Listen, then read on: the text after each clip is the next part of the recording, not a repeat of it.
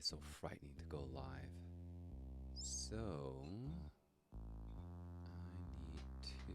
Oh, CPU's already going crazy. Oh, nothing I can do about that. We're stuck with it.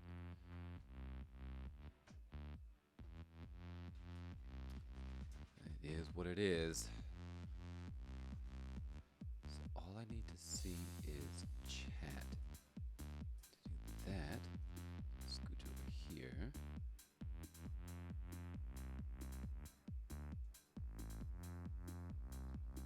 Now I can sort of kind of see everything. It's not going to work. Every time it's the same thing. Can I move this? I cannot move that. Can't move anything. But, I can do this.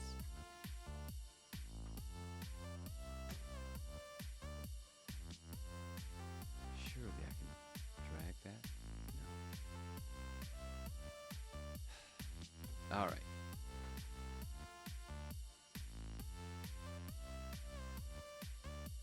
No, that's the best I can do. All right.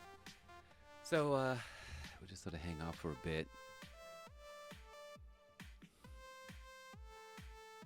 Been a disastrous start.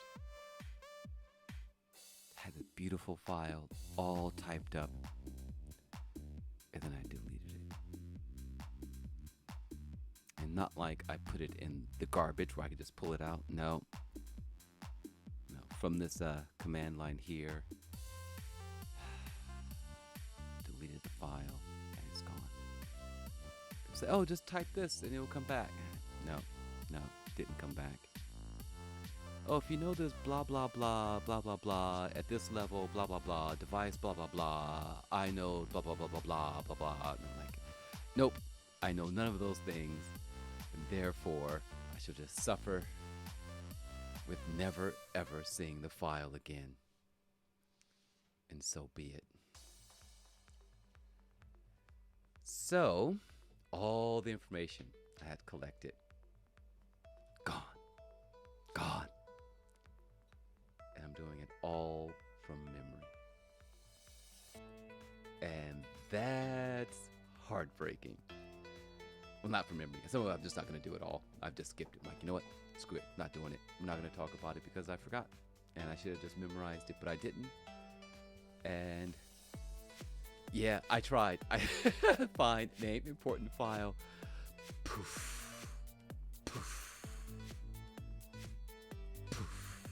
Gone. I can't tell you how heartbroken I was.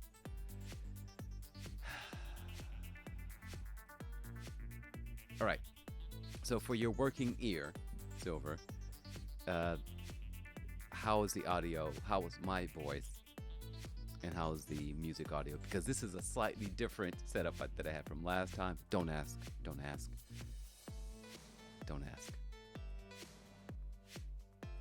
So I'm going to keep talking for a bit.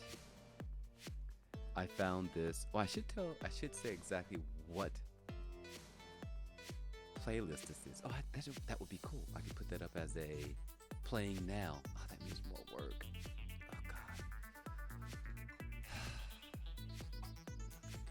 Oh, God. Just too much stress.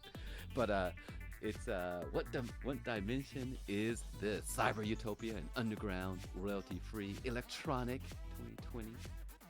I could probably get the whole URL and everything. And I'm sitting there thinking about all the steps involved.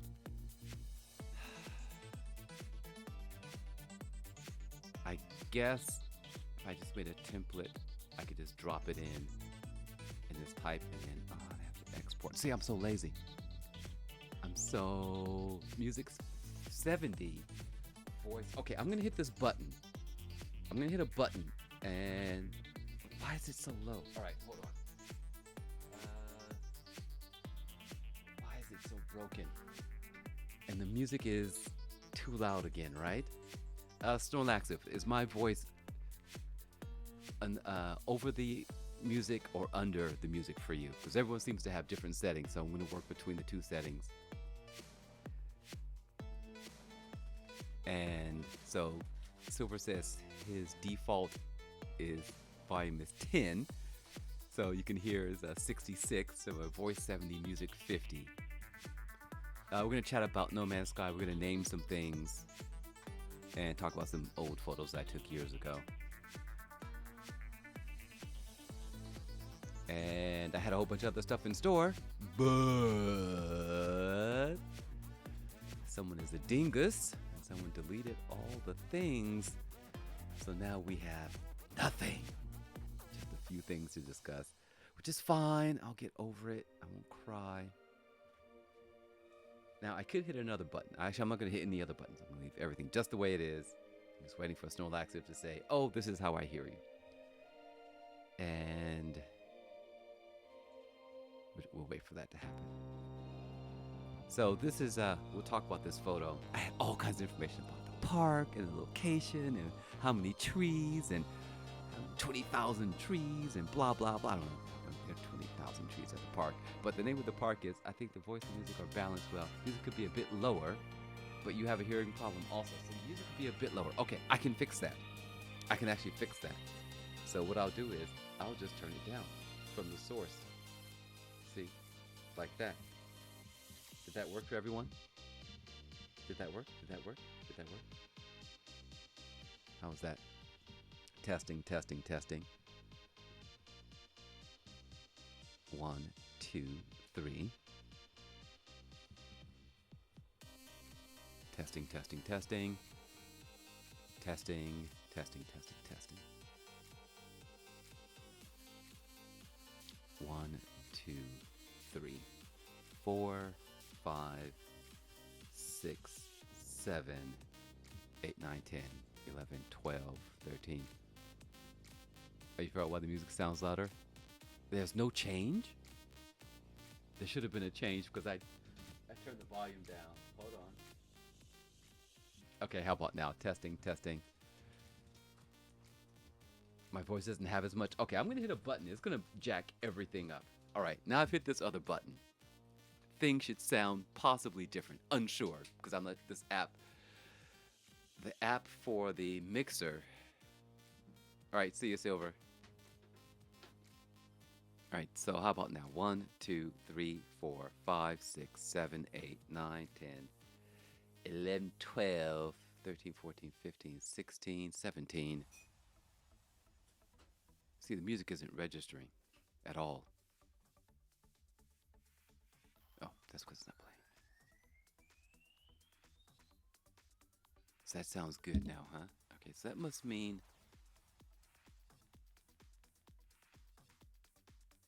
Alright, so if I turn that up for myself... It's good for your hearing? Okay, alright, well, as people come in, we'll sort this out as we go along. So, right. So what we have here... So way back when, before my life took a dump, I used to spend a lot of time with my camera, like a lot of time. Just go out on the weekends or in the evening, after work, or in the evenings on my days off. And yeah, I just sort of roam around.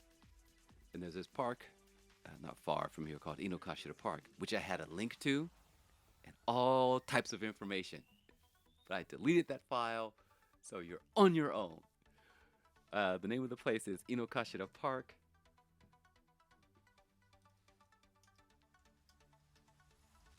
And you can Google it yourself. I can't be bothered. I lost everything. I'm still absolutely gutted. Everything gone. Oh, so heartbreaking. So, anyway, a place called Inokashira Park. And that's where this photo was taken. And this, as you can see, it was 2010, so 11 years ago. So basically, I would just sort of roam around, and I tried it once or twice. I don't like photographs where people don't know they're being photographed. It's really creepy. Don't enjoy it. Tried it after the earthquake. Did not enjoy it. So I went back to, yeah, it did. It did pretty much, yeah. The dog did eat my homework. And then it pooped it out, and then it buried it. And then it dried up, and then we fired it into space. Never to be seen again. Actually, I have a solution for the garbage problem. If we just put all of our garbage into spaceships and just fire it at the sun, problem solved. It doesn't matter if it's radioactive. It doesn't matter because once it's up there, you just fire it at the sun. It'll just all melt, and we're done. Problem solved. No more landfills. Just fire it at the sun as fast as possible. I'm stealing this idea from my sister who said, "Why don't we just throw everything at the sun?" I'm stealing that actually from my sister. And the teacher's like, "Well, it's so far, blah, blah, blah." And she was like disheartened. And then as an adult, she was sitting in the park one day and she had a chocolate bar that was sitting out on a bench and it melted. And she goes, "Oh, stupid. You don't have to actually hit the sun. You just got to get close, right?" So, yeah, that's a garbage problem solved. But anyway, so I used to go out and I would just ask people if I could, take their photograph. I'd introduce myself like, "Hey, I'm this guy," and then I like, taking pictures. "Do you mind? You guys are a cute couple. Can I take your picture?" And most of the time I would say, "Okay, now sit like this, or move closer together." I said, "Put your flute up." And I remember this one. I said, "Hey, just hold your flute up." They were already sitting perfectly. I said, "Turn." I said, "Turn this way. Hold your flute up." And then I just took the shot. And it was, I think I just got one or two shots and it came out just the way I wanted it. And that's the photo we see here. Really nice. Really, really nice couple. The guy seemed really nice.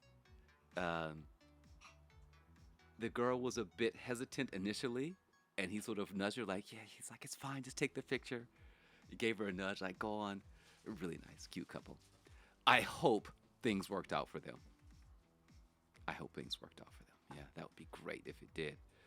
So they were out on the date. She was playing the flute. He was sort of hanging out. Fantastic. All right, moving on. Okay, I can. Oh, wait. No. Wrong app. Wrong app. Streaming is not easy, as you probably all know, right? So let's go to number two. Photo number two. Boom. Please work. Please work. Please work. Yes. Okay.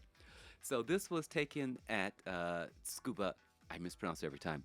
Scuba Raceway, and this is a Clubman Road race. This was in 2012. This was after I'd been diagnosed, or either right before or right after I was diagnosed with diabetes. I'm not sure which, but right in that time frame, if I'm not mistaken.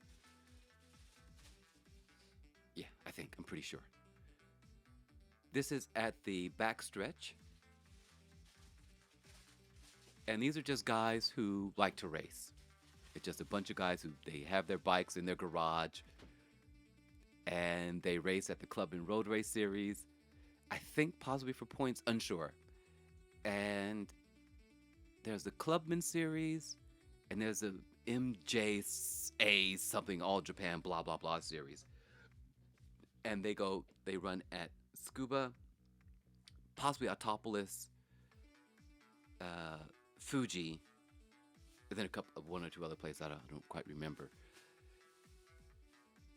As I prefer Scuba over Fuji. Fuji is horrible. You can't get good photographs there. I say the same thing every time. It's horrible. And it's like not far at all. It's not a long drive. I just refuse to go there. It's horrible. It's a terrible place. I hate it. You can't walk around the whole track. It's cold. It's by cold I mean that it has no personality. It has zero personality. The only decent part, pit lane. And the pit garage is huge, it's modern, it's shiny, but the track itself is just blah. I hate it. But, so this is the backstretch leading to the final turn. And it's the best place to get photos. There are two or three, one, after, so turn one, turn two, there's a photo spot where everyone hangs out. And then there's a backstretch. And the backstretch, I was the only person on the backstretch taking photos. I couldn't understand why no one else was there. And to get this shot, so on most cameras, digital cameras, DSLRs, you can map buttons to do different things, right? So the regular shutter button works as shutter and focus. But you can separate that, right? You can say, okay, I want this button to work for focus, and then the shutter button just to be the shutter. So what you do is you take one of the back buttons that's near your thumb, the closest fit button that's to your thumb, and no matter what that function is, you remap it to focus, right? So you hit that button and you just hold it, and it locks, and it maintains focus on the area you've designated to say, hey, focus here. So you're dragging the camera along, your back button focus, and then with your index finger, you're just firing off shots, right? So just like when I would drive for in Gran Turismo Sport, when I was using the motion controller, you tuck your elbows into your sides, right? If possible, you find something to lean up against. If you can't, you sort of plant yourself like a karate pose, right? You sort of squat just a bit. You lock your elbows into your side, and then as they come along, you just start firing shots. You back button focus. You hold it directly on the. I think here I had it on the back of the bike of the 41. Takes a little bit of practice to figure out like the depth of field, but don't worry about that, not important. And you have to use a really slow shutter speed so the background blurs. So I think I was shooting at maybe 60. I can actually tell you if I could find the image. I'm going to assume it was a shutter of 1/60th, which is slow. It's super slow. It's like chunk chunk, right? Chunk chunk. So that's how I blurred the background. So you're panning, and I'm firing off shots. Pop, pop, pop, pop, pop, pop, pop, pop, pop, pop. And I realized there are certain points to where they just overlap perfectly, right? It seemed like this one spot that was just really good for the overlap, and that's where I shot other photos similar to this one. And I prefer black and white over color. I'm a black and white kind of guy, so that's why this is in black and white. It wasn't color, then shifted to black and white. It was shot in black and white. So yeah, there they go through the corner there. The number 4 guy's really got his lean on. He's really on the outside trying to make that pass. The guy on the inside is trying, block the apex. Really nice shot. These guys spend a lot of money on their toys. So yeah, there are several events held at Scuba. Yeah, I'm a big fan of black and white snow laxative. Big, big, big fan. I have a few other shots. I have a few in color also. I experimented with color. But yeah, this one's black and white. I love this. That's so much fun. All right, let's go into the next image. I think we're on to image 3. Okay. So again, I took at least 200 shots. At least 200 or more on this one day. Probably more than that. I'm almost willing to say grand total of all the shots, just fire, close to 700 shots, trying to capture this moment. This is the park right down the street from my house called Showa Park. Just hundreds and hundreds and hundreds of shots. Most people don't understand how much work goes into photography. The really good photographers, maybe 5 or 6. But, I mean, they really know their stuff. But they'll take hundreds of shots, too, of different things, right? And I just took hundreds of shots. Every guy would come up. And this is Showa Park, not Showa Anniversary Park or Showa Kinen Park, Koen. This is Showa Park. It's not far. I doubt it's... Here, let's give it's Kishima... I had links for you guys and everything, but I realized I just had to go, or it was, I had to just start recording or hit the go live button, or this was never going to happen.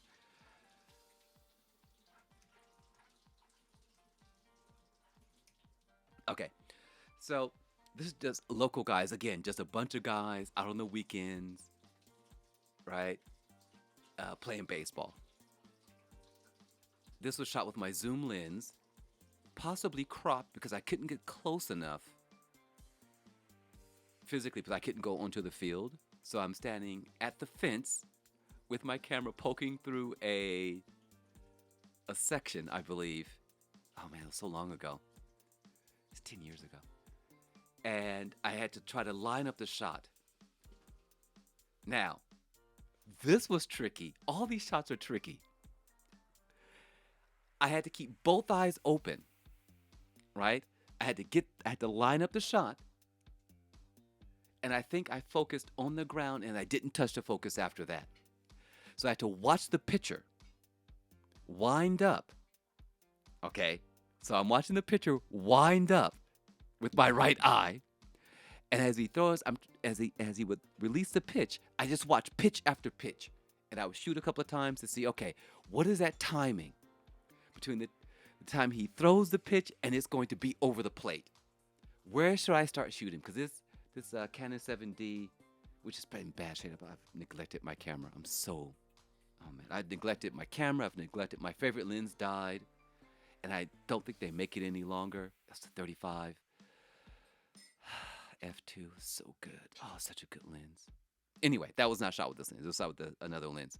But you had to wait for the camera. You had to wait for the ball to come along. I'm watching the pitch. Took a few practice shots, about 100 practice shots, and then every guy that would come up, every batter that would come up, I would just start shooting. So I never knew if I got the shot. I just started shooting. Every time someone would come up, I just start shooting. I'd very quickly take a look between pitches or between batters. I've got strikeouts. I've got some great strikeouts. I just couldn't find one really quickly. There's one with a guy just a total swing and a miss. Hilarious. Total swing and a miss. But this is what I was really after.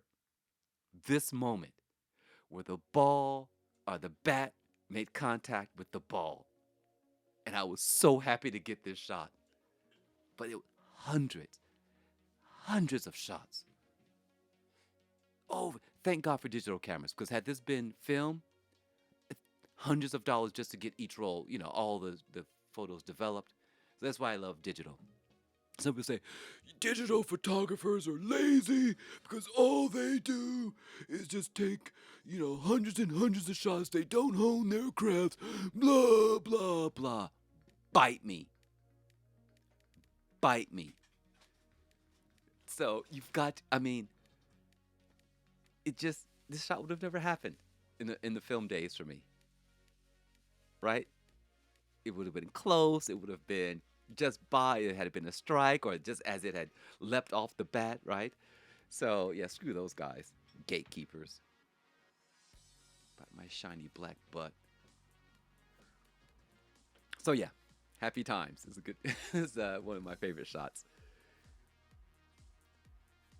Yeah, that was really good. All right. The stadium since has possibly been rebuilt. I don't know if this is before or after they remodeled the whole thing or rebuilt the whole stadium. Unsure. Because they redid it for something. But yeah, that's that. Okay. All right. Ah! Wrong app. Let's go over here. Okay. All right. What's that? 3. Let's go to number 4. Starbucks. Starbucks staff. This, again, 2011. This was right down the street from my house. And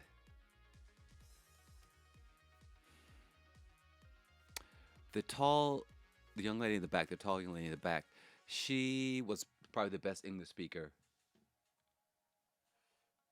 Yeah, film is expensive. You can develop it at home, but you have to dispose of the chemicals properly, and yeah, but most people don't. Okay, so I haven't seen the only person I still see is the tall young lady in the back. She was studying to become an architect. She spoke fairly good English. She ended up studying overseas in the UK, working for a Finnish or Dutch company, and then she returned to Japan. But yeah, these were this was years ago. Oh my God. She's the only one. I can't remember her name. But yeah, these are the girls of Starbucks. And since I'm a regular, it's so bad. When I walk in, everyone knows my order. Every single barista knows my order. If I come in and I order something else, they're like, "Oh, no coffee today? No.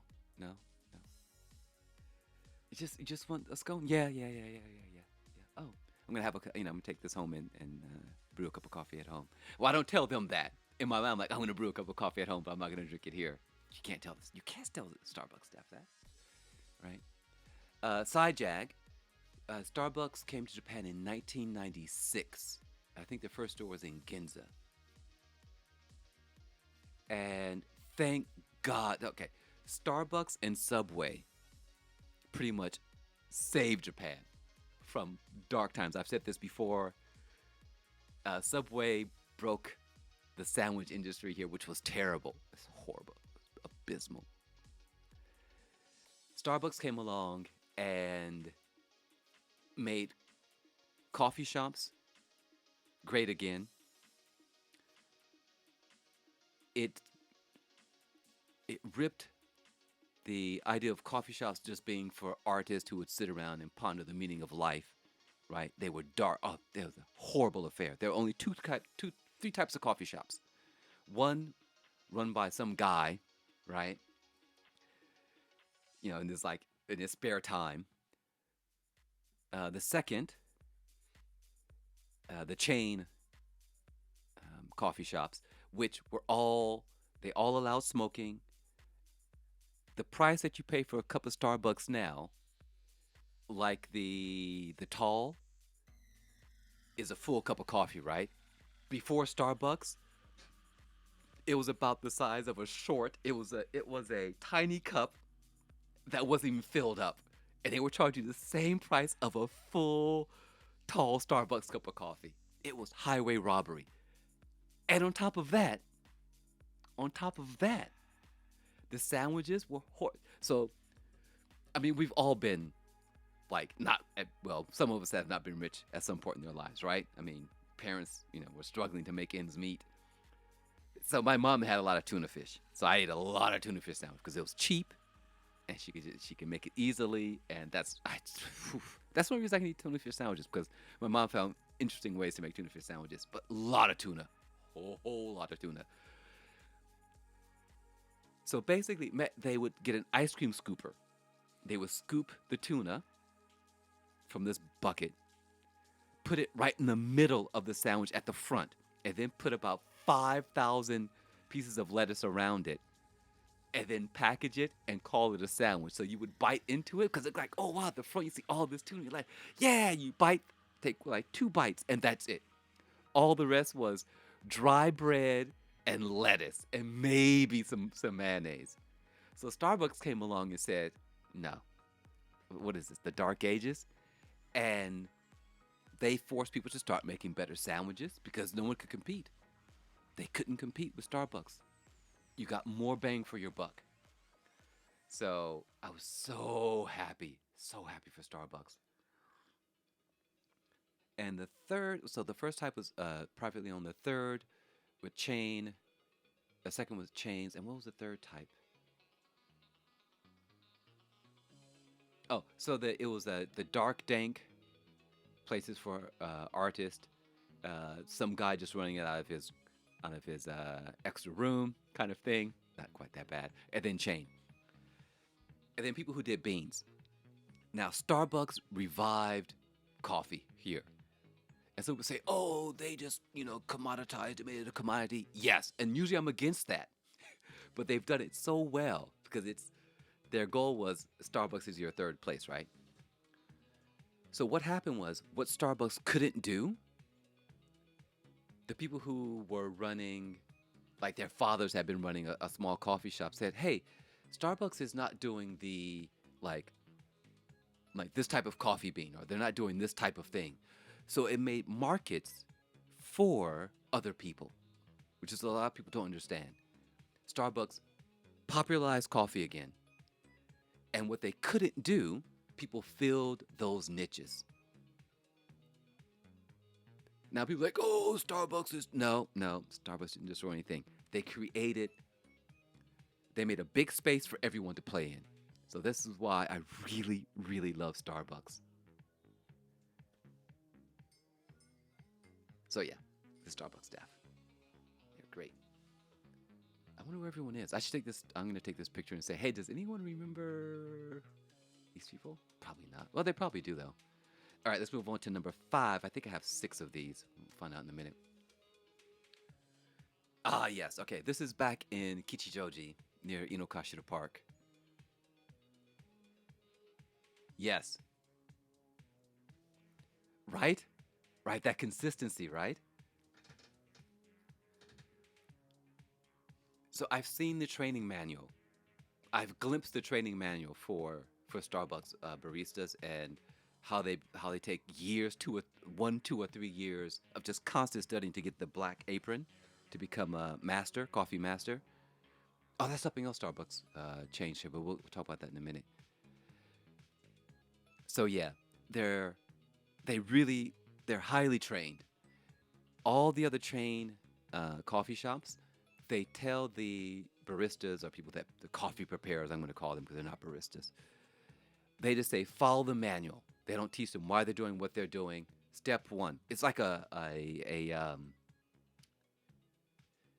factory. It's like a coffee factory at other places. Actually, let's go back to that for just a minute. I don't. I'm gonna go. I'm gonna go back to that. So it's like a coffee factory. Um,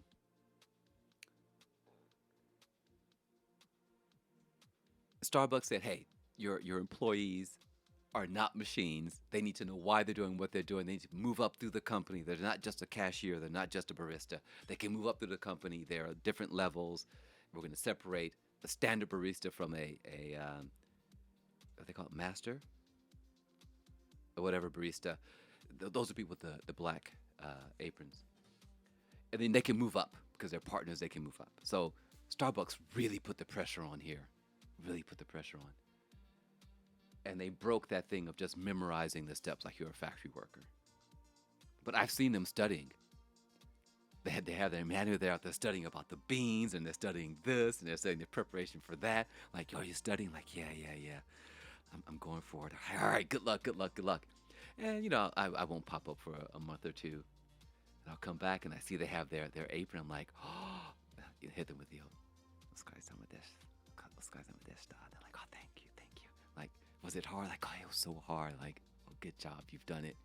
So I love that. So whenever I see someone with the black apron, I always sort of give them a bow, and I point so they know that I'm like, I know what you are. I know what you've accomplished. So that's why I love Starbucks. Okay. So let's go back to image 5. Did I cover everything? Oh, and because of Starbucks, the chains that existed pre-Starbucks created their own specialty chains. They're high-end coffee shops. So Dotura, they have Excelsior. They made, instead of trying to make Dotura their cheap coffee place into something it wasn't, they just made a whole new chain, their high-end chain. So Starbucks is like, oh, so Starbucks is here. We have to step up our game. Let's just make our own little specialty shop. Yeah, let's make our high-end shop. So that's what they did. It's absolutely amazing. What, like like a concerted effort to make something big happen, and then how it just ripples out and touches everything. The delivery companies benefit. I asked one of the guys, I'm like, so before Starbucks and their constant deliveries, what were things like when we got our local shop? Because it was quite bad. Not bad, but Starbucks is just, they bring us so much money. We're constantly delivering things to Starbucks. Constantly. Just always. And yeah, it's really good. All right. Let's move on to this image here. This is in Kichijoji. There are these old side streets, and I believe they're owned by. Okay, I know the houses near here. There are some old houses near that are owned by a Korean guy, and he said he's never selling them. He's just going to keep them updating, from World War II. It's called American Village, like built after World War II or after Vietnam, one or the other. And or Korean War, or during the Korean War, post World War II, during maybe Korean War. Oh, don't quite remember. Somewhere in that time frame, old houses, and he just constantly he keeps them updated, and apparently he's just said they're never going to be sold. That land is never going to be sold. He's never going to allow anyone to build anything else there. It's in his will, so when his kids get the property, it just has to stay the way that it is until things totally fall apart, I guess, eventually. And I think this area in Kichijoji. I don't know who owns it. I don't know if it's a Korean guy or someone else that's quite unusual. I don't know if it's a bunch of monks or there's someone unusual that owns these little back streets and they're like, hey, we're never going to tear these down. Like, that's just it. And the government wants to tear them down, but it's like, no, you can't make us do it. The buildings are safe. They're still safe. You can't make us tear them down. So it's hasn't changed since I've been here. It's been pretty much the same. Now the shops may change inside, like what's sold, but the area itself has not changed at all. Everything else around it has changed. Everything else has been built up. This one little local area is like unchanged. I think eventually the government is going to say, listen, you've got to do something about it. If they can find some safety violation, which they did for another shop that I used to go to all the time, but located in another area. But yeah, so this is the, they were here doing their thing, and I ordered some gyoza. And I said, hey, can I get a picture? And the guy was really cool. He doesn't look like, he looks angry like he's not involved, but he actually was cooking. And I'm like, hey, is it okay? He's like, yeah, sure. And he encouraged her, the woman, to take the photograph. And she was like, is this okay? Like, we're at work? It's like, yeah. But he had to cook. And so, I smiled at her and I got the smile. He was doing his thing. And it's just like, boom, one shot. This was a one shot. I just click. And my one shot, I just went click. And I didn't even look at it. It's like, okay, I think I got it. And I just walked away. Because people don't have time for you to take a bunch of pictures in this situation, right? So yeah, click, boom. Off I went. I love these photos. Oh, God, I need to get back into photography. My soul is so broken. The soul is so broken. I don't know if this place is still there. I'll have to go find out. All right, let's move on. I think we have a sixth and final image, possibly. That's 5. Let's go to 6. Oh, another classic. So this is the train station that's 2 stops away from my house. I live on sort of an out-of-the-way line. It's called the Ome line. Spelled 2 different ways. When I first arrived, they spelled it this way. J.R. Ome line was spelled that way, but now it is spelled this way. So I live on the J.R. Ome line, and they do a lot of training on this line. They do a lot of training. They test things. They for noise and all kinds of things, because the frequency is not very high. It's a low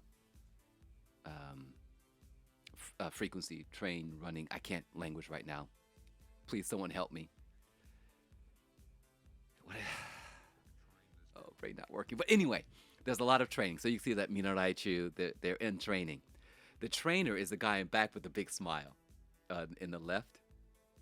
And these are the 2 trainees. And this was when JR is quite interesting. They want people who have who are B average in school. C plus, B type people. Because they tend to, they're not superstars. They don't want to be the Michael Jordan of the team, right? They're team players. And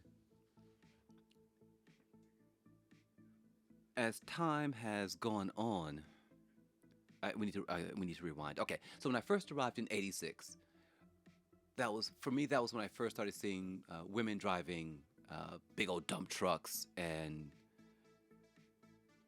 they were proper dump trucks, right? Well, not the big yellow ones, but just dump trucks to construction sites and carrying stuff, gravel, and they were rough. They all, usually had their dyed hair, kind of like the motorcycle gang girlfriends, right? Tough. And that was when I first noticed, women sort of in these sort of traditionally male workplaces, because it's hard work. It's hard work.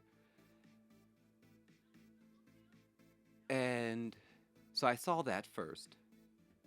And then gradually it shifted to, so you saw women driving trucks, big old trucks, not delivery trucks, but big old construction related trucks, long haul delivery trucks.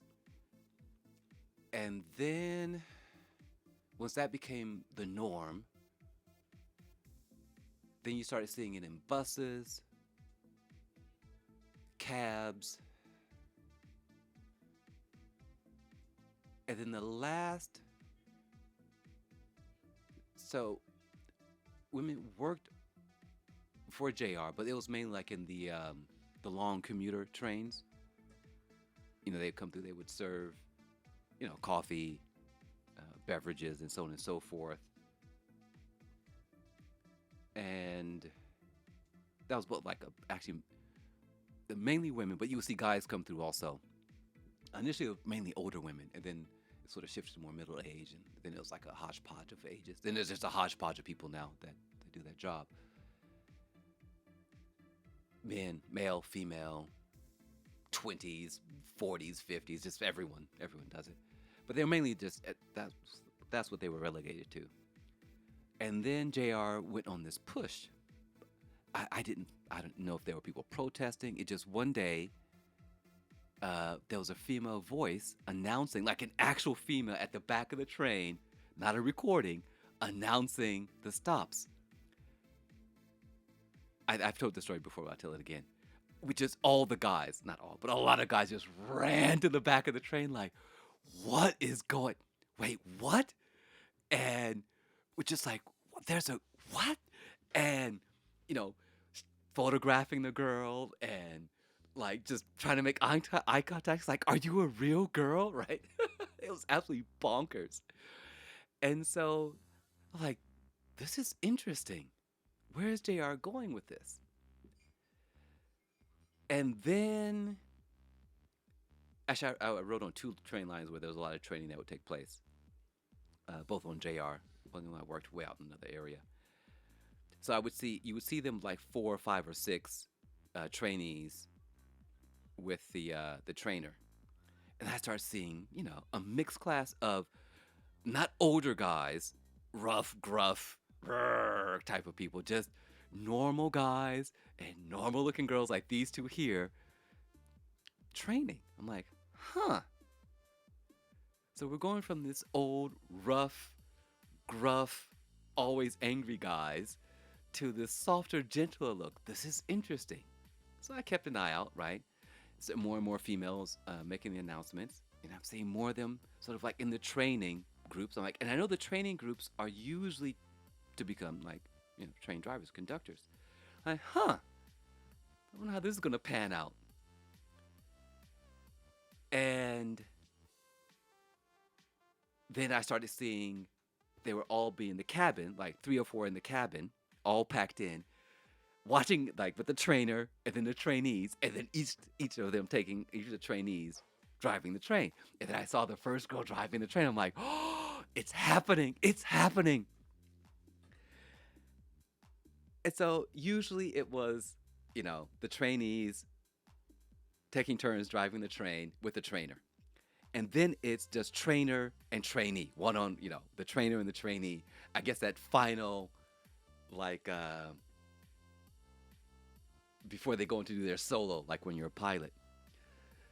So then one day, I'm coming home from this place called Nishiachioji. Was it Nishiachioji? Yes, Nishiachioji. I was coming from Nishiachioji. And it's raining, it's wet. And I usually would stand up at the front because of where I went to change trains, blah, blah, blah, blah, blah. So I'm standing in Nishiachioji, and I'm at the front car, and the train pulls up, and it's like, oh, it's a female, train driver. Oh, she's by herself. Like, oh, she must be flying solo.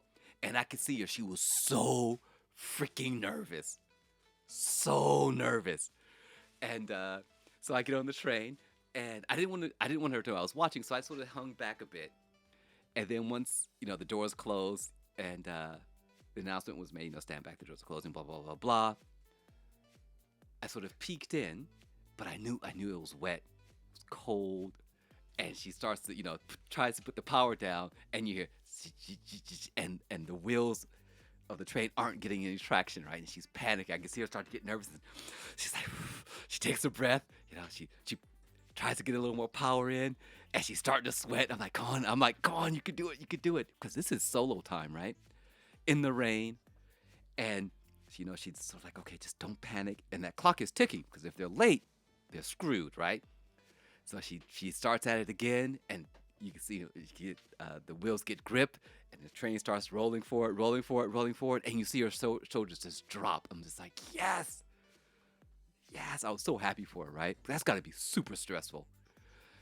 And from then it's just been, it's just perfectly normal now. I don't even know who's driving the train half the time now. I don't even look anymore. I should check it out next time I get on the train. But yeah, there's a lot of training that takes place. And again, it was me saying to the trainer, like, hey, could I photograph you guys? And they all know me. Well, at that time, they all knew me. I stand out, obviously. And I had seen that, I wave at the conductors, I wave at everyone on my line. And I said, you guys stand like this. And he's like, go ahead, do what he's telling you. And they're looking really nervous. And he's like, just do what he tells you. Just stand the way you're supposed to stand. And so I arranged the whole shot, and bam. This was with my 35 for sure. Either 35 or the Sigma. It's kind of wide angle. Not the 50 for sure, because that would have been tighter. Yeah, probably the 35 or my wide angle. So yeah, it's one of my favorite shots. I love his smile. I absolutely love that guy's smile back there. So proud of that shot. Okay. All right. So, do we have... Oh, no. No. Grr. Do we have a 7? We do have a 7. Okay. Oh, dang it. That's going to break everything. Oh, no, it worked. Okay. And this, now, prior to seeing women driving the train or giving announcements, so that's 2010, right? Let's go back one. So this is 2011, when they're training to become conductors and make announcements, blah, blah, blah, blah, blah. But this is a year prior to that. And this is way out. Way. It might be, I don't even know which station it is, but it's way out on the Ome Oktama line. These are the guys that work at night, maintaining the rails, changing light bulbs or whatever needs to be done. And so they're out here doing their thing. So she's here training with these guys. And you can see there's a distinct difference between who ends up driving and who ends up doing this work. There's like a distinct difference. But yeah, so there was this whole thing. JR just went on this whole journey of, we're just going to bring everyone in. There was no name calling, no canceling people, right? None of that BS that you guys are going through in the States. It just happened. People at the top just said, I guess we need to do this. And then they just did it. And this was in 2010. So, yeah. And I don't think I went down. Hey, what's up, Laser? I don't think I went down on the tracks. I think I hung my arm over. I'm not sure how I got this shot. But it wasn't very normal. I don't think I went down on the track, so they wouldn't let me. Unsure how I got this shot. That's gotta be with the 35. I'm guessing that's with the 35. I'm really curious now. How can I could call up Canva, but that won't tell me the... All right, I'm going to figure out what this is. All right, it's bugging me. This is really bugging me. Bada bing, bada boom. Let's go to Flickr. I had links and everything, you guys. I had links to all the photos. Oh, that was going to be so good. But no. I had to jack everything up. Tears. All right, let's find these photos. I can tell you exactly what I shot them with. If I can find them, so that I know what that is. Don't need to talk about that. So we'll do zoom. All right, so the guys at the train station. Yes, it was with my 35. So this, what was it, 5 or 6?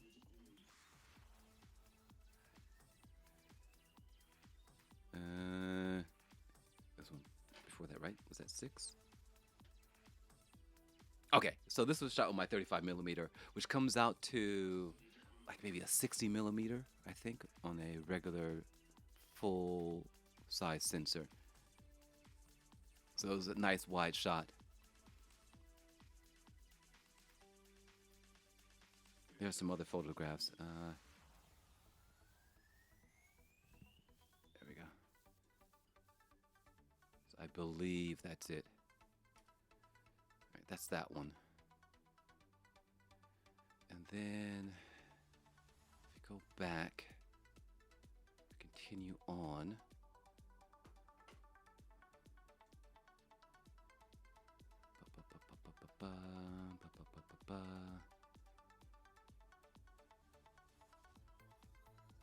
Man, where is that? Oh, here we are. It feels like it's a 35. Oh no, no. So, oh yeah, well yeah, it was shot with the 35 also. And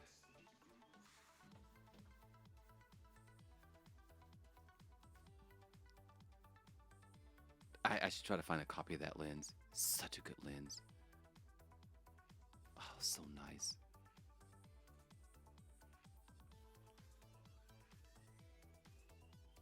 Yeah.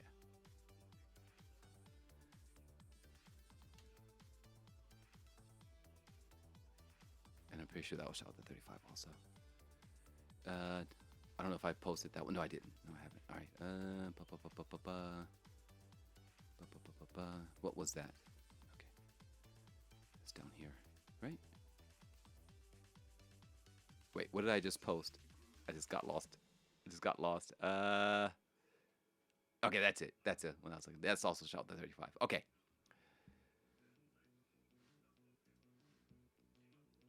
And I think that's it.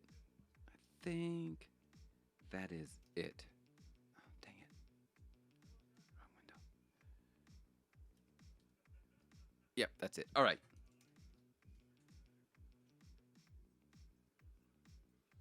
Alrighty. So. Oh no no no no no no no no no no no no! I know what we can do. Uh. Bada bing, bada boom.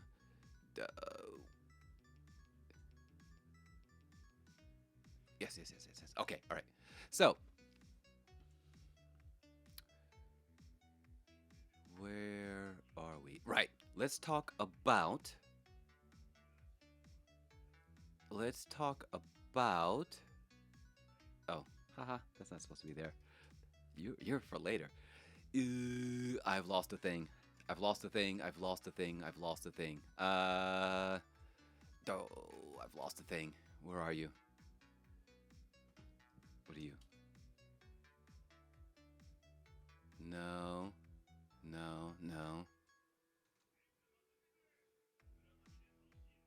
Okay, I know what I need to do. Please hold.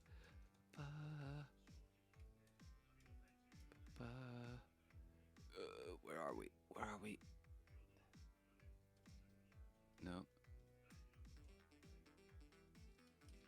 No. How do I get back? Where am I? There we go. Okay. Okay. All right. All right. All right. There we go. Right. There was a big update to No Man's Sky, and so wait. What do you mean? Me and my birthday suit? Hey, the internet's not ready for that. The internet's not ready for that.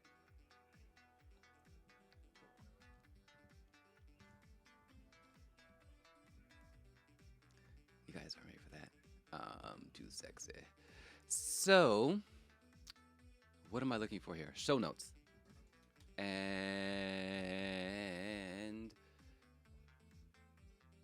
oh no, no, no, no, no! I'm lost. I'm lost. I'm lost in my own little. Oh God, what have I done here? So wait. So there was update, and okay. I know where it is. Okay, so what are you? Oh no, I forgot to title it properly. No, we're good. Okay, so There we go. So it was a huge update to No Man's Sky.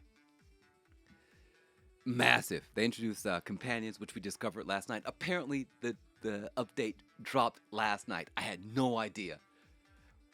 When I finished my lessons for the day, for the evening, and I I needed something where I didn't need to. My decisions weren't critical. So Fallout, your decisions are critical, right? That changes the path of the story. Same with Cyberpunk. Same with Red Dead. All these games, your decisions have an impact on the game. No Man's Sky doesn't. You're just out there, sort of hanging out, doing things, and the only thing that gets messed up if you die is if you're playing permadeath or you're trying to get the final survival on rough planets. That's it. Everything else you can come back from, which is why we ended up in No Man's Sky. So I fired up the game. It's like, oh, there's an update. Okay, whatever. I didn't even think to look online. Now I had seen that Sean Murray, the guy who runs Hello Games, had posted a ball of yarn and needles. I'm like, okay, so there's an update coming, but what the heck is he talking about? Now that the we'll get back to that later. We'll get back to that in a minute. So we have companions. Are we going to read this point by point? Why not? So creatures that have been fed can now be interacted with to access options for milking. I have nipples. Can you milk me? Riding and adoption. Now, no idea that this was coming. You can adopt up to 6 creatures at any one time. I think that they took the ship, because you can only own 6 ships at the same time, and I think they took that, whatever that code they had for that, and just replaced the ship assets with the creature assets. Whatever the code is for that, I think they just moved it over. That seems like the most logical thing to do. Now, making it follow you and all that other stuff, I have no idea. But I'm pretty sure, because it's only 6 ships and only 6 companions you can have, they've got to be sharing that code. I'm just guessing here. So anyway, you can adopt up to 6 creatures at any one time. New companion slots are available to be purchased with nanites. Okay, your companions can be renamed, yes, and then customized with a new range of accessories and decals. Now, I didn't know this, but I guessed this next point.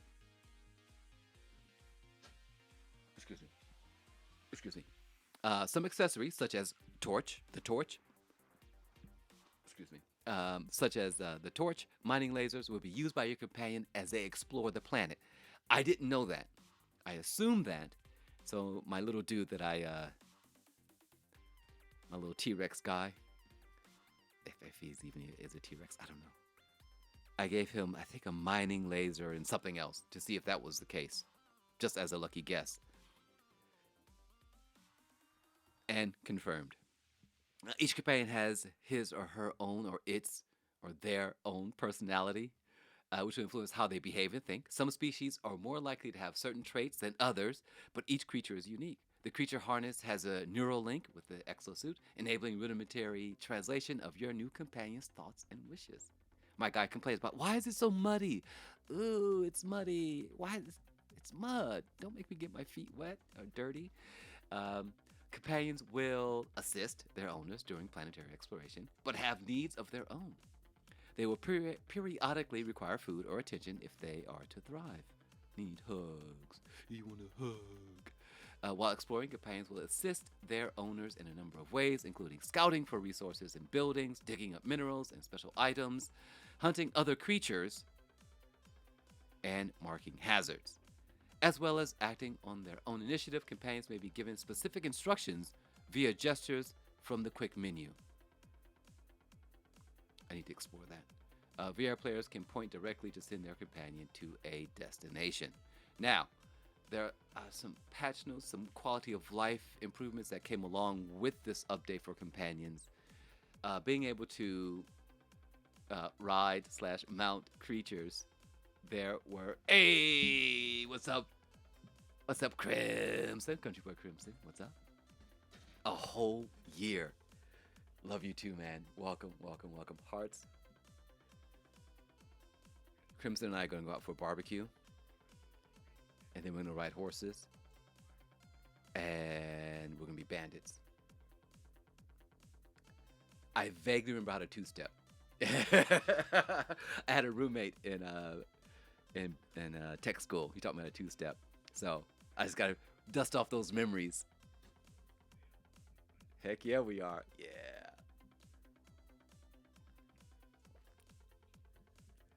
I'm terrified of horses, by the way. But yeah, I'll do it. We'll do it. Give myself a 6-shooter. We'll play Fallout. We'll be, the guys riding around. Do they have horses in Fallout? Well, they do now. All right. So there was a quality of life improvement. You had to go through a lot of different steps to interact with the creatures. You had to have special bait. You had the pellets, and then you had bait, and they removed all of that. Thank God. They do now. Exactly. It's Red Dead meets Fallout. So that's the companions in No Man's Sky. Now, but wait. There's more. Of course there's more, right? It's gonna be the name of the file. Nope, that's not it. Oh, why did I put a space there? Oh, that was dumb, Morph. No. Oh. But can we click on it? Can we click on it? Oh, we can't. All right, we got the companion / space eggs. There we go. Boom. Okay. So they also introduced. I forgot that file. Hold on. Where's my thing? So, slightly panicking. How am I going to get to that quickly? That's not going to happen. Hi, please hold.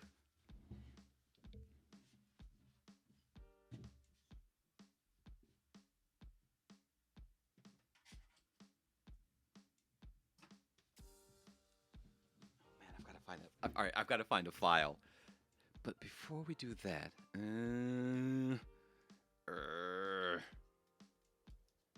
see if it's actually there.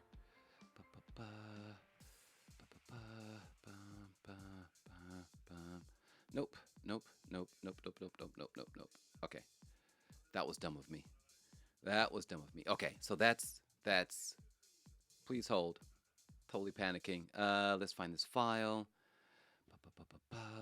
It's over here under gallery. PS5. Create. Screenshots. No Man's Sky. These are numbered. So where are you? Nope.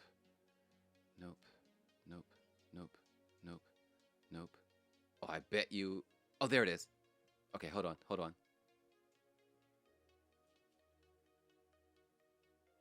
So how many? Oh, they're not in order.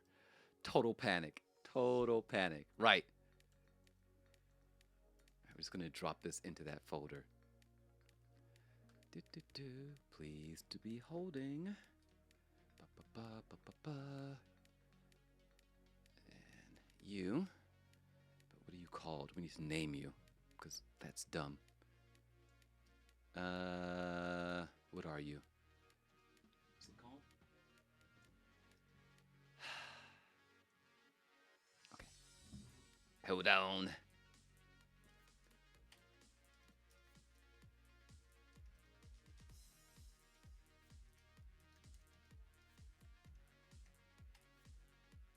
Why is there no...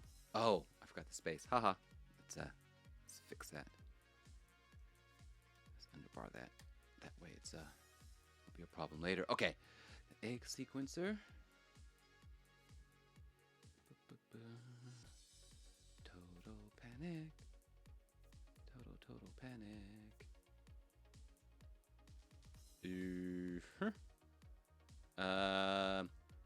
Okay, hold on. So we have that. So we want that one. The next one. and the next one. Is that it? Okay, so. Huh? Okay, hold on. Hold. Rename.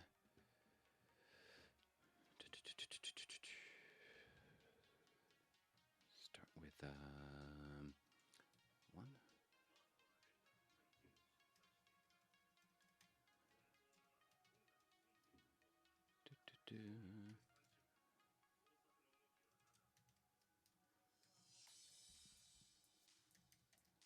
I think we're gonna start from 2. And boom, done. I'm gonna drag you guys over here. Hold. And then you're number 1. Ba, ba, ba, da, da, da, da. Ba, ba, ba. Okay, all right.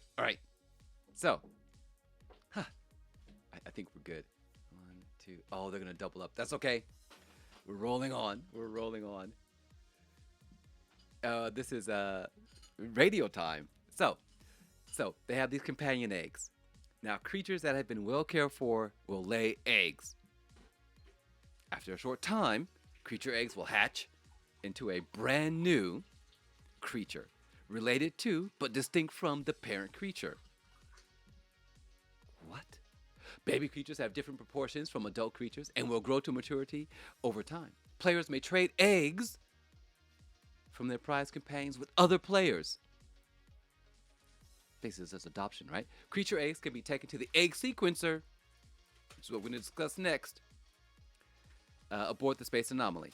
The egg sequencer allows players to remix the genetic material of their growing eggs to produce unique, never-before-seen creatures. That is an adjective, which is why it is hyphenated. People nowadays put quotation marks around it because they don't realize that if you hyphenate it, it becomes an adjective. Please don't put quotes around adjectives thinking that you're making an adjective. Just hyphenate it. Never before seen creatures. All right. Overdosing eggs in the sequencer may cause dramatic creature reconfigurations. You know we are going to break everything. Right? That's what we do, right? So, now, bear with me. I need to we need to, oh, dang it. Wait. All right, hold on. We're going to clear the screen. We need to show one underbar. I forgot what I titled it already. Egg sequencer. So here is, nailed it. I should have put them in a different folder and then it's gone to that folder. That would have been a smart thing, but that's another thing, another problem for another day. Boom, egg sequencer. You put in your egg, and then you can add different ingredients from resources that you have found out and about in the galaxy, in the universe. One is for growth hormone, gene splitter, dye injector, neural calibrator. I have no idea. But whatever you have carrying around in your backpack, you can shove into this thing. Hit begin, and I guess and then you have updates on your embryo status. No one has done this yet. It's a bunny dude. Dang, no profanity, young lady. So that's what the egg that I got yesterday, or it showed the egg timer. So tonight we're gonna have to play No Man's Sky, even though that's supposed to be my day off, because I think our egg should be hatching around the time that the stream should start ish. Might be a little late. Unsure. If it's too late, we will have a Friday. What's today? We'll have a Friday morning stream. That's okay. So today is Thursday, right? So that means I'm off tomorrow because it's every other Friday, right? Okay, so if it's too late tonight for me to stream No Man's Sky, in the morning we'll have my morning stream, an evening stream for you guys in the US, to where we're gonna shove an egg in and mix it all up, right? And then we have to wait like 24 hours. I'm going to assume it's a 24-hour thing, like the living ships. And then we will have a baby. We're going to make a baby with science. And we get to play God. I'm kind of down with that. I'm really down with playing God. Okay, now, I'm a bit of a geek, a bit of a weirdo. I like exploring things, so I don't know what this image is. Oops, egg sequencer. I don't know what this is. Hey, Biscuit, a bit of a nerd. I am a bit of a nerd. All right, so there are little decals from the game on the machine itself, right? So we have the OK thing. We have a little DNA sequence there. I don't know what that other thing is. We also have three. I think we'll get that, whatever this is here. And then that's on the side, written in whatever language that is. I'm assuming this is a Corvax creation. Grandma Biscuits. Do you like grandma? Do you like biscuits? Did you have a grandma? Did she make biscuits? Do you miss those biscuits? Well, Water H2O Heater is in the business of providing you with grandma biscuits, not bunions, but biscuits for your tummy. You need some comfort food? We got some grandma biscuits. All right, so this is the tank, and Grandpa Bunions, get out of here. Grandpa Funyuns? Now we're talking. And this is another view. This is from the side. This is me trying to work it before I haven't put anything in it. No ingredients. We can see the decals on the left there on the tank, and then down at the bottom on the footpath area. And do we have a 5? Do we have a 5? We have a 5? Can we spell egg, imorph? There we go. And there's another close-up of me trying to operate the machine. Do we have a 6? I have no idea if we have a 6 or not. Let's find out. Do we have a 6? Do we have a 6? Survey says... Oh, we do have a 6. What is number 6? Oh, then there's another shot, wide shot there with a bit of depth control. And so that's the egg sequencer. I'm quite sure that's not a 7. Let's find out. Let us find out. Oh, nope. That's for later. That's for later. So that means that there's not a 7 because it would have said, hey, yeah, it's not a 7. Okay, all right. So this is the egg sequencer. We're gonna make babies. Ooh. So that's it. This is the egg sequencer. You guys, we're gonna do so many horrible things. So many babies. We're gonna do so many horrible things because according to the notes, oh shoot. What was the? No. Where are those random spaces coming from? What was the other thing? No.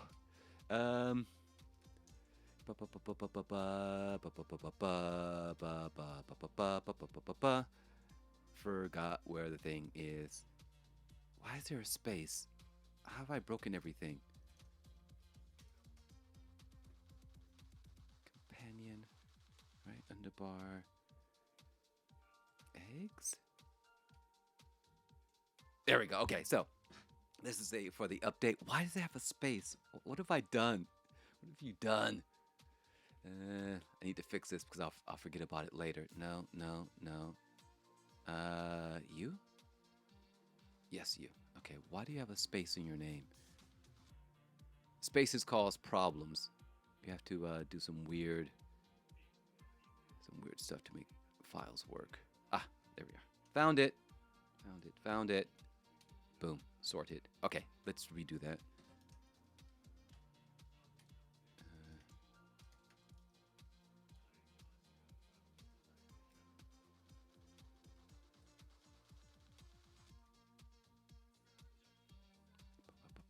Companion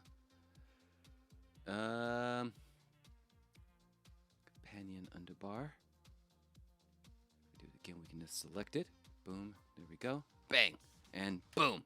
Right. So, creatures that have been well cared for, blah, blah, blah. So, there's the whole egg thing.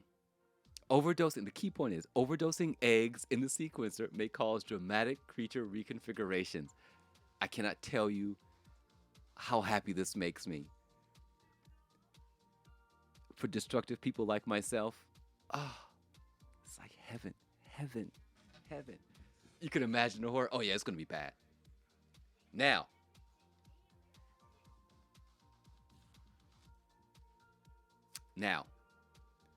I'm saying now because I can't remember what I was going to do next. We're going to name some things.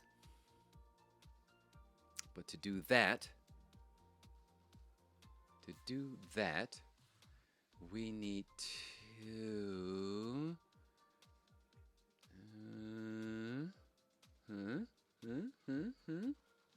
Oh, I know. Okay, so...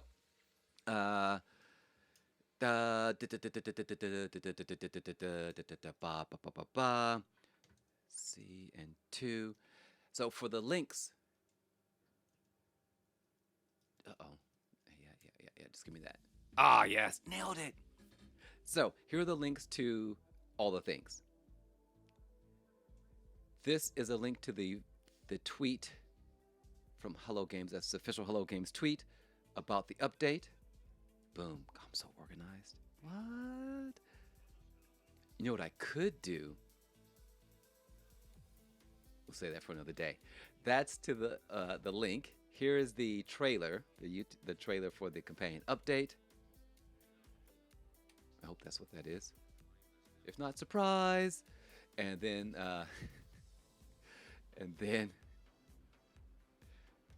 we have the patch notes for all the things that were updated. God, I'm so organized. Look at that. That actually worked. So the full CSV file looks like this. CVS look. And if we just tell it the file name, boom, we get it. It's kind of ugly because of the URLs are so long, but that's the full CSV file. I'm such a nerd. I'm not Goton's level. I'm not silver level, but in my own little world, I'm the best. So let's clear that out. So that brings us to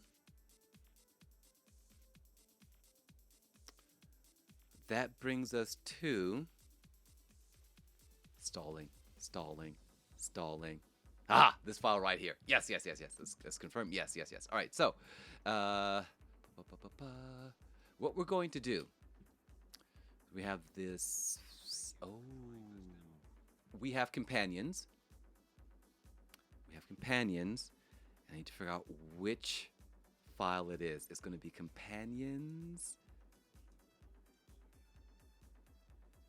We have the individual companions. Maybe eggs. Yeah, so we have our individual companions. We have them by name. I'm not interested in naming the two mushroom-looking ones. I think I'm going to fire them. But we're going to keep Rivery. I love this guy. Okay, he stands 0.2 meters tall. Little tiny dude. Tiny. But he buff. I'm buff. I'll take you out. What?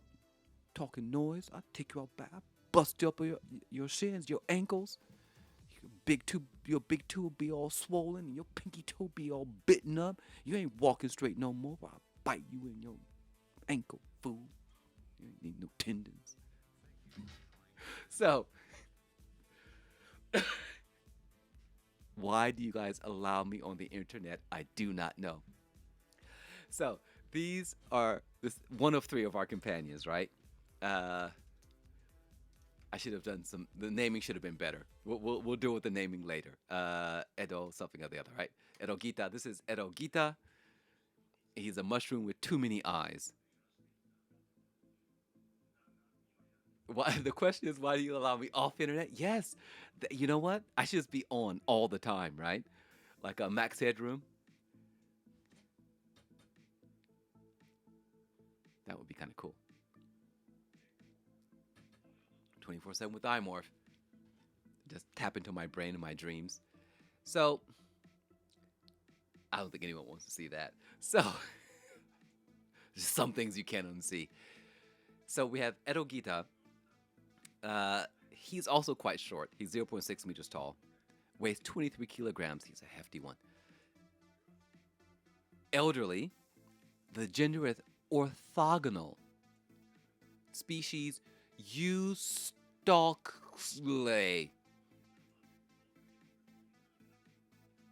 You guys gonna call me out on my pronunciation? I will fight you. Like, yes, all the time, 24/7. So we have you stalk something, something, something. Their helpfulness, they're dutiful, they're gentle, patient, attached. 3% attachment. What? 54% patient, 85% dutiful, but they're kind of old. And then we have our other guy. Naming convention was a bad idea, but we're going to do it anyway. There we go. This is our other guy.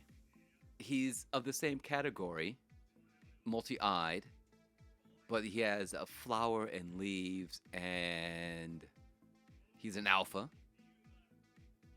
Of the same species, Eustochle. Is aloof, 7% aloofness, 80% placid, and 70% cheeky. We might have to keep these guys. We might have to keep them. Excuse me, but we can name them. I can't pull up two windows at the same time. I don't know how to split pane properly with tabs, so we're gonna bounce back and forth. That's what we're gonna do. So we're gonna go to tab 2. I've forgotten what I said up here.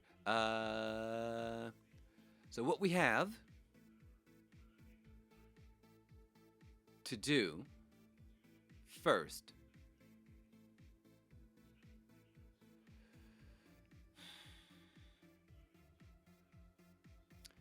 we're just going to name our companions. Hold on.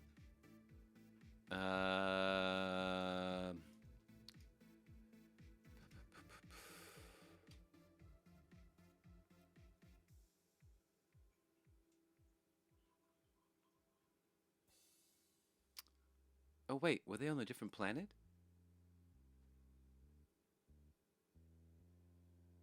Well, that doesn't look right. Did I screw up my own table? Did I screw up my own table? Okay, hold on. Panic time. Panic.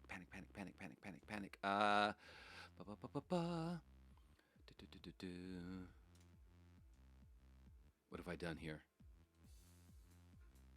So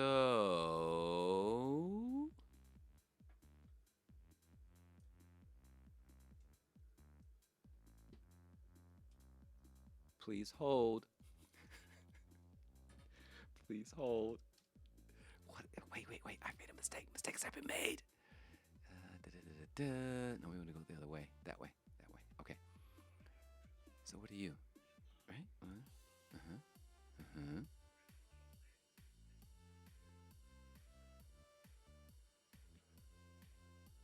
So the names don't line up.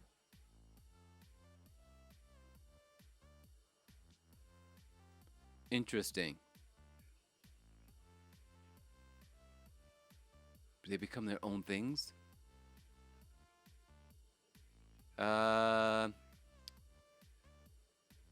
Sorry. Hold.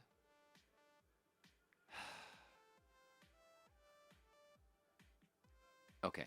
So he's here to the fox dude. Oh boy, panic. Okay. Hi, I'm back. So,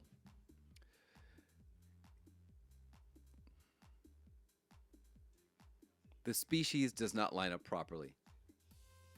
I don't know why. Something is broken somewhere.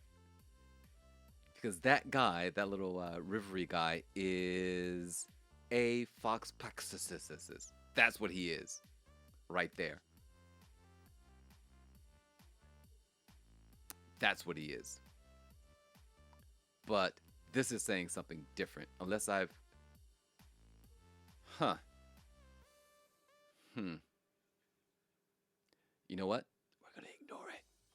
So let's name this guy. We're gonna ignore that whole problem. Just we're gonna ignore this part right here. Just gonna ignore it. And what we're gonna do is just go for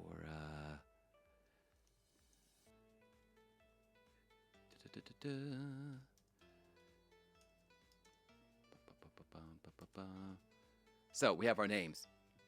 The numbers so I can keep track. Don't ask. I have to redo this table. But for right now, we have the number. That's just the number of something else. We're not going to put anything there. Probably just put, what is it? Where is he? 3. That's what it'll be. But anyway, we'll sort that out later. Species, original name, and FCC name. So we have to name this guy. We're going to name him. And we're going to copy paste this for now, even though it says something different. We'll put 2 in there. We're going to cheat just a little bit. All right. So that's our file. This is his name. Now they have multiple names, and that doesn't look right. That does not look right. That species name looks wrong, wrong, wrong. We're going to ignore it and stick with what we got here. All right, and the original name was Rivery. So we need to name this guy. We need to name our pet. He does not look like a rivery. He's not a very rivery kind of guy, right? He's not a fish. And we could name, just go straight up and name him Cyrus. Because Tyrannosaurus Rex, Cyrus. But I don't know. So we're at the naming stage, ladies and gentlemen. He's perky. At the current mood at the time was perky. Likes humid climates. He's a bit elderly. Gender is rational. I didn't know that gender could be rational. So confused. Species we're ignoring. 47% cooperative, 80% placid, 40% attentive. So we have to name this guy. I'm pretty sure I'm keeping this guy for the whole game. The other 2, questionable. Hyoto and Erogita. They're questionable. They only have 6. But we're definitely keeping this guy. But we need to name it.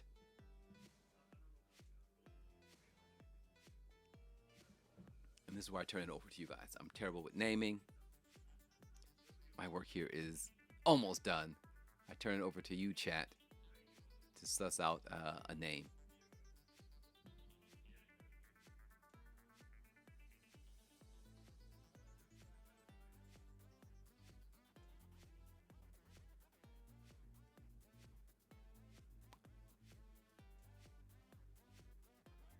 I don't know a good name for this little guy.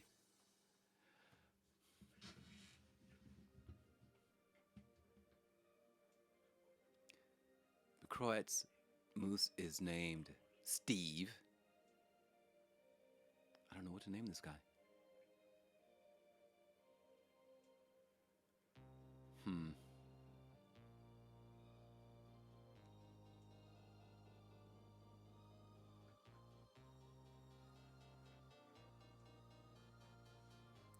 Tiny Cyrus. There we go. Done. Sorted.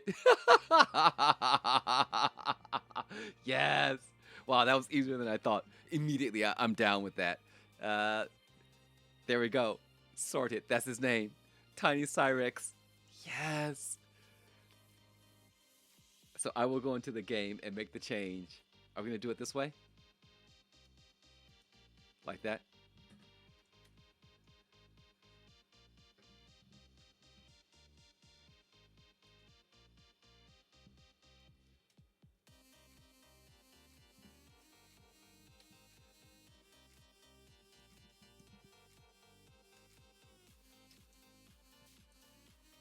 All right, so there we go. Oh my God, that's perfect. So let's read up on his. Oh, that's so good, Tiny Cyrex. Yes. So his species is Fox paxus, and I believe that was number. Did I leave that file open? I did. I did. I did.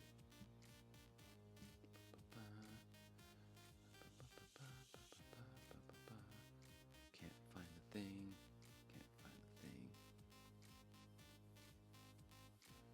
Sorry, going through images. Please hold. There we are. So what do you... Okay. I don't have the text. I'm going to have to read the text to you. And it says, first discovered, roaming the planet-filled landscapes. This is about the Fox paxus species discovered by yours truly. They weigh... Oh, you know what? Hold on. Let's make this... Let's do this as we go along. Let's make this file then. If we're going to... We're going to go to discoveries. And... Number, true. Hold on. You need to fix that.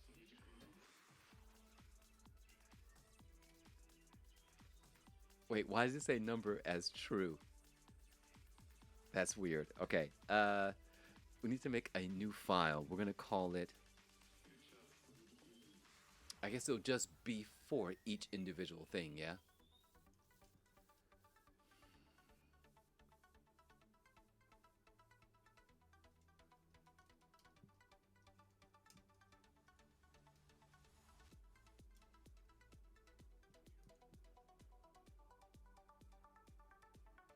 Is that going to be the description file?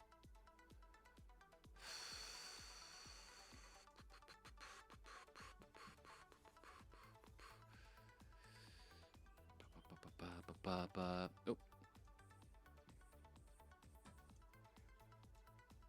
Oh no, no, no.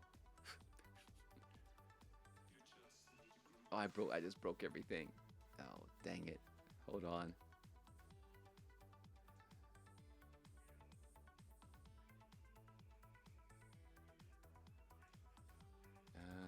We have two windows.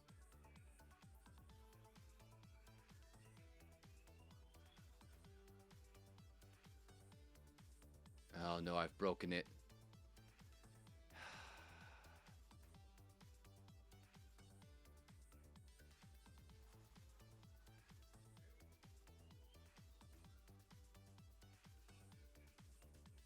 There we go. Okay. Huh. Okay. So, what are we gonna name this?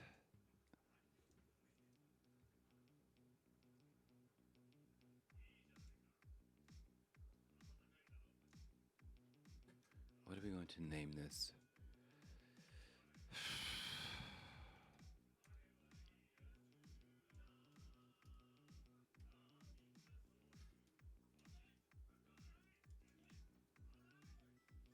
I think that's what we're going to do there. Okay. So in this file, we're going to have what? The name. Sorry. What do we have on the... So we have...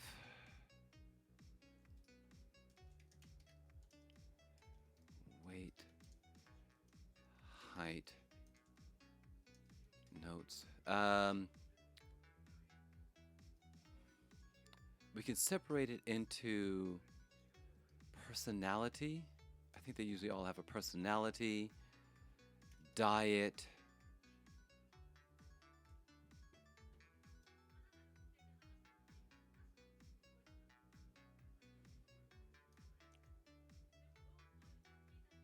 and home planet.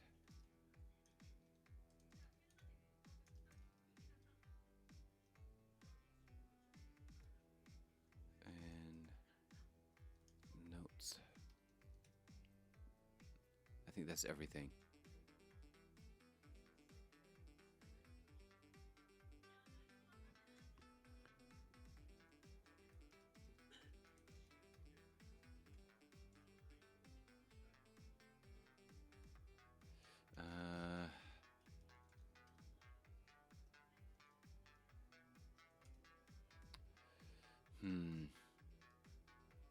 Let's do it that way. Okay.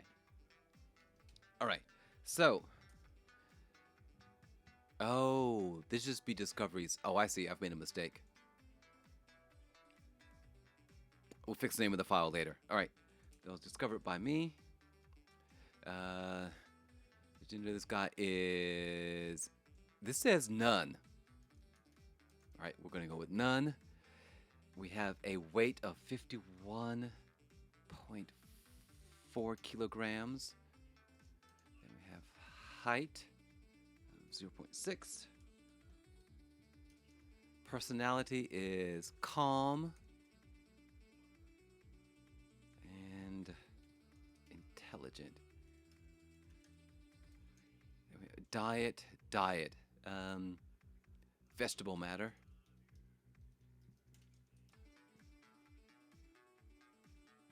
And home planet is, for now, because we're going to rename the planet later, but we'll come back and fix that at a later date. And notes.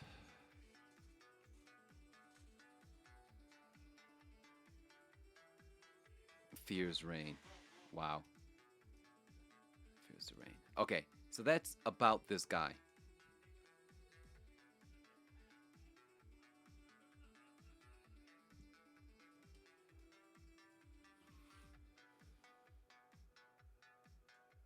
I have another discovery file, but that's probably not going to work.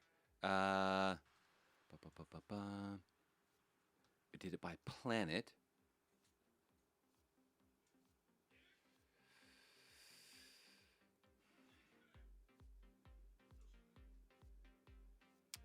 Naming convention is going to be a problem. Okay. I have too many files. Okay, we're going to ignore that. We ignore all of that. Okay, so that's our guy. Oh, no, it doesn't all fit. It doesn't all fit. It doesn't all fit. It doesn't all fit. It's too big, which is why I had the other file. So...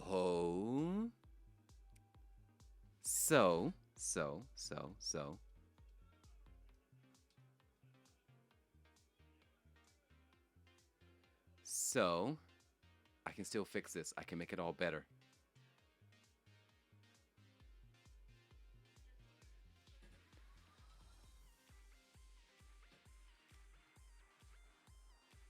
I think he was 4. Nope.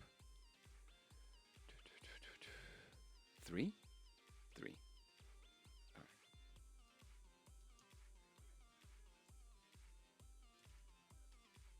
All right, so this is our guy. So we need to come up with a name for this category. And since we're started down the Cyrus path, I think we should continue on with that. So if it's Tinosaurus Rex, or Tiny Cyrus Rex, what is the whole species as a whole? And I think it describes him perfectly. It's uncommon, found on the ground, but he sort of loves a flying kick, right? Sai does, and always active. So what is this going to be here?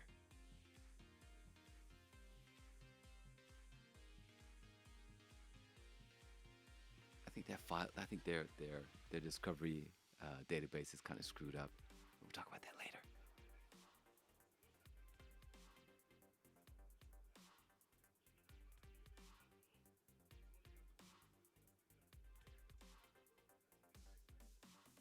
Oh wait, what's good? I forgot what I said. You have to remind me of what I said. While we do that, I need to.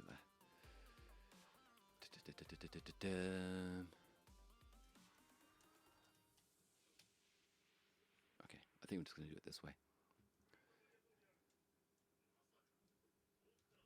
All right, so we have to name. We need to come up with a name.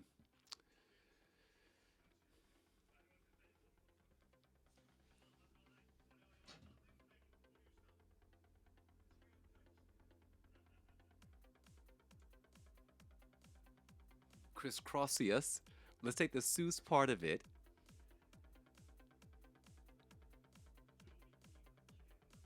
So we'll take Cyrus. We'll take Chris. Or Cyrus Cross, right? That's it. So it'll be something like C dot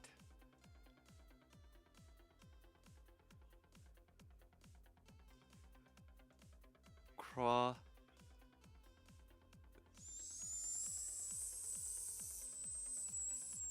Seuss Rex. See, crosses Rex. That's not gonna work.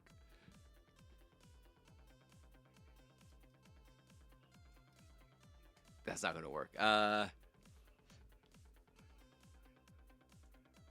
It's almost like Dr. Seuss, right? I don't know. I kind of like that. See, crosses.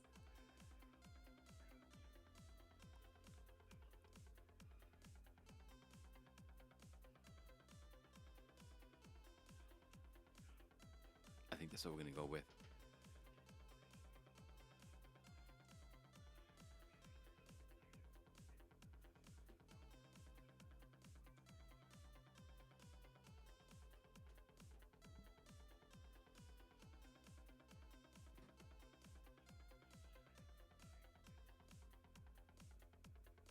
I think I like that.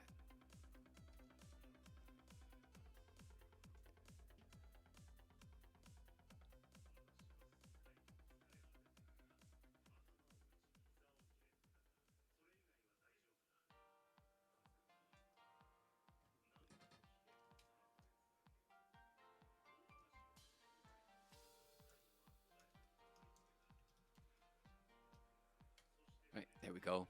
Named. Ta-da! There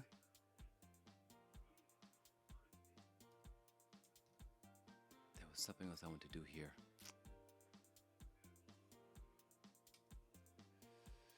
Okay. I believe we're done with that. Let's go over to Alright, so for those who missed it, Bunny Doo, if you're still here. Bunny Doo, are you still here?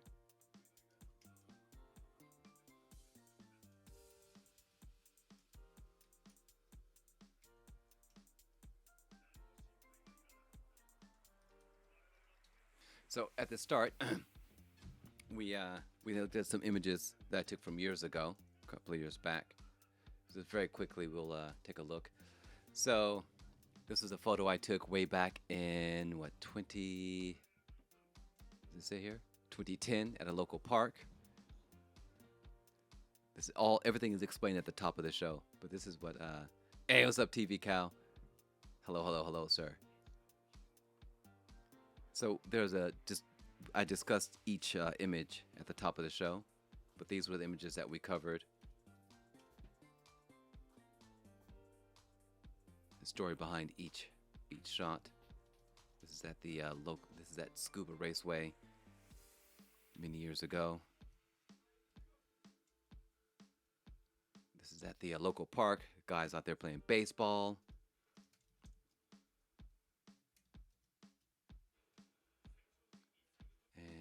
Starbucks baristas way back when in 2011.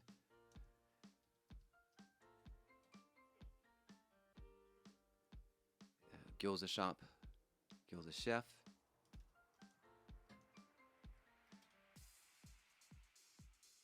And trainees, train conductor trainees. And construction trainees, and I believe that's the final shot that we covered. But that's all at the top of the show. Go ahead and have a look-see, peek-see at that if you want. It will be in the VOD. Gyoza. I've been in Japan since 1986.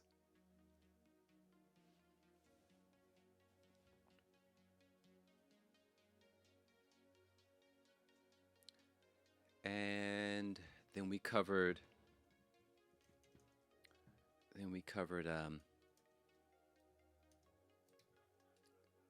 The update for No Man's Sky. I forgot what I named it. We'll figure it out. Companion, underbar. No, companions. Ah, there we go. So there was a big update that dropped yesterday when I just happened to return to No Man's Sky. We have creatures that we can feed the creature, we can milk, ride, and adopt. And our new pets slash companions will go out based on what they're equipped with, defend us from predators, or find resources, or alert us to buildings nearby.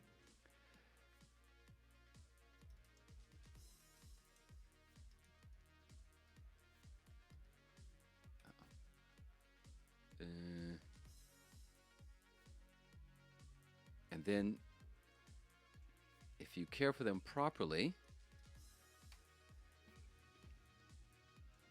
they will give you an egg. And then you can shove that egg into... Oh, no. I know what it is. I know what it is. There we go. You can shove it into the egg sequencer, which looks like this. And I don't know what the cooking time is for the baby. Hope it's not 9 months. You shove in the egg at the top. You shove in different ingredients or resources into growth hormone, gene splitter, dye injector, neurocalibrator, and then it does its magic, and then a baby will pop out. We have the embryo status of weight, height, anatomy, coloring, and personality. So that was a very quick overview of what we did, covered in the podcast show. I have no idea what this is. I don't know what I'm doing half the time. I have no clue. But here we are doing the thing. And we named... Oh, am I in the right folder? Yes, we are. We're in the right folder. So then we named one of our discoveries after Cyrus, Tyrannosaurus Rex, C. crossus. Cyrus cross, C. crossus, is the name of the species, which we will change later. And then we decide to name one of our companions. I have to go back to the other screen. I can do this. 3. I forget which one it is. Show companion Rivery. This is our guy Rivery. He only stands 0.2 meters tall, but he hits the gym and he will jack you up. So we named him after Cyrus, and that is hiding under companion names. So we named it. His original name was Rivery. We can change his species name. Even though the game says something differently, we will go ahead and name him what we want to name him. We'll see how that works out later.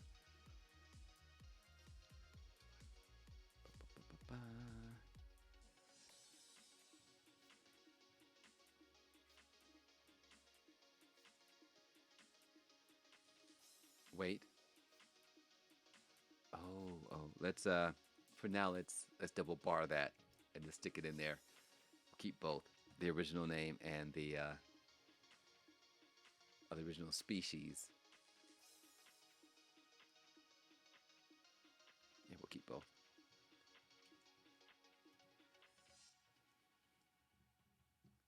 All right, and there we are. So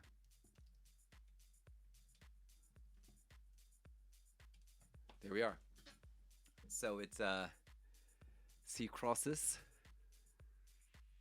and original name was Rivery, but we named it Tiny Cyrus Rex, and that was it. That was the bulk of the show. I need to eat lunch. It is now 3 p.m. I am hungry. Hungry.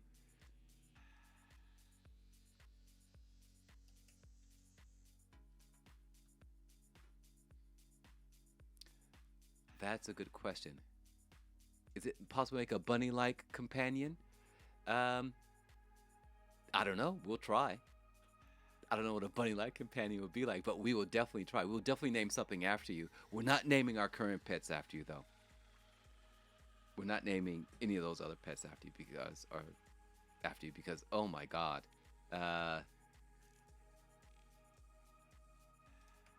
I mean, one of them, this guy, you're not a mushroom, are you? With multiple eyes? That's not you, is it? Pretty sure that's not you.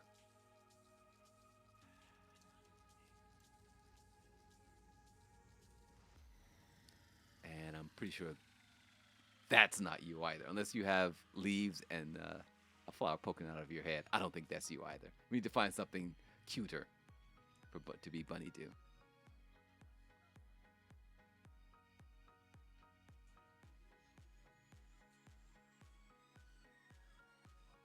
Yes, I've been here since 1986. Long time. It has been a long time. Sorry, you guys. I chat gets covered up and I missed it. Forgive me. Forgive me.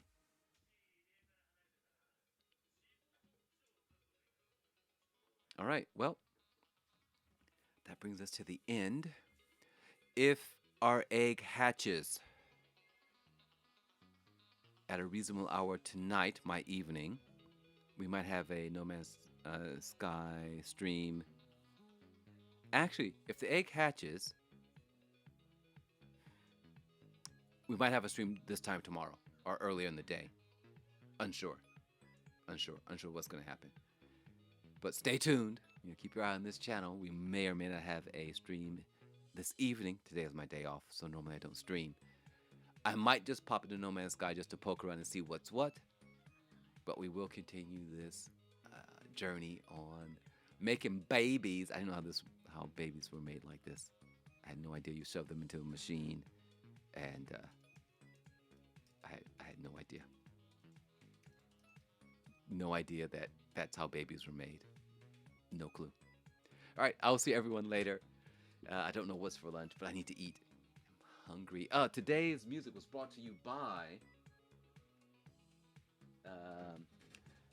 It's called What Dimension Is This? A Cyber Utopia and Underground Royalty-Free Music. Breakbeat Kings. Ladies and gentlemen, on iTunes, Breakbeat Kings. What Dimension Is This?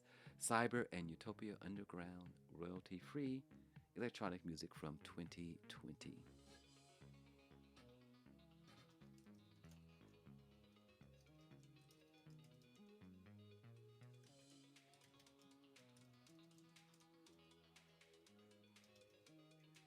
I believe that's it right there.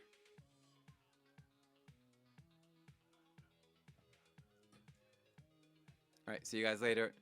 Thanks for hanging out. See you, Crimson. See you, Bunny Doo. See you, TV Cow. And for those of you who are lurking, I hope you enjoyed this this time together, these 2 hours together.